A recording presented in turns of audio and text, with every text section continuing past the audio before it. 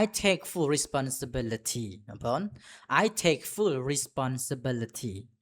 I take full responsibility បងប្អូនណា I take full responsibility នឹងគឺប្រែថាខ្ញុំទទួលខុសត្រូវទាំងស្រុងណាខ្ញុំទទួលខុសត្រូវទាំងស្រុងគឺអង់គ្លេស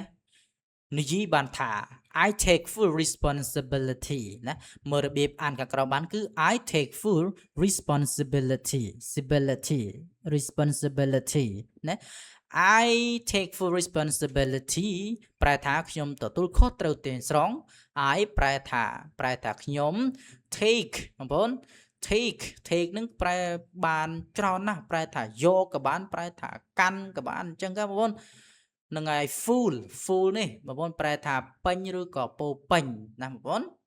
ហើយ responsibility នេះគឺជា noun បងប្អូន responsibility នឹងប្រែថាទំនួលខុសត្រូវឬក៏ការទទួលខុសត្រូវអញ្ចឹង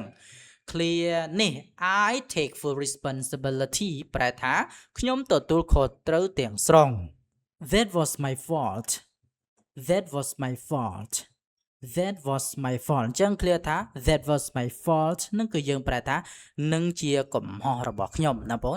នឹងជាកំហុសរបស់ខ្ញុំគឺអង់គ្លេសអាចនិយាយបានថា That was my fault បង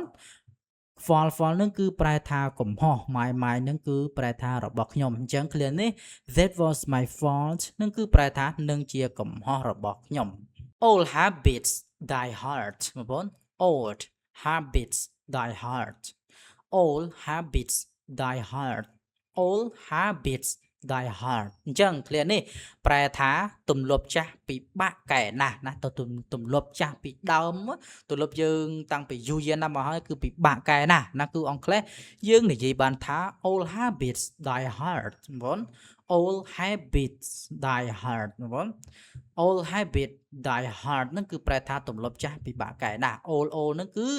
ប្រែថាចាស់ឬក៏ចំណាស់ណាបងប្អូន habit ណាពាក្យធម្មតាគឺ habit ទេណាដល់ពេលតែយើងប្រែដាក់ជាប្រយោគអញ្ចឹងទៅវាត្រូវតែ s ណាបងប្អូន habits ប្រែថាទម្លាប់ die នឹងប្រែថាអនិច្ចកម្មឬក៏ស្លាប់ hard ហ្នឹងក៏ប្រែថាពិបាកឬក៏រឹងមាំហ្នឹងក៏បានដែរអញ្ចឹង clear នេះ all habits die hard ហ្នឹងគឺប្រែថាទម្លាប់ចាស់ពិបាកកែណាស់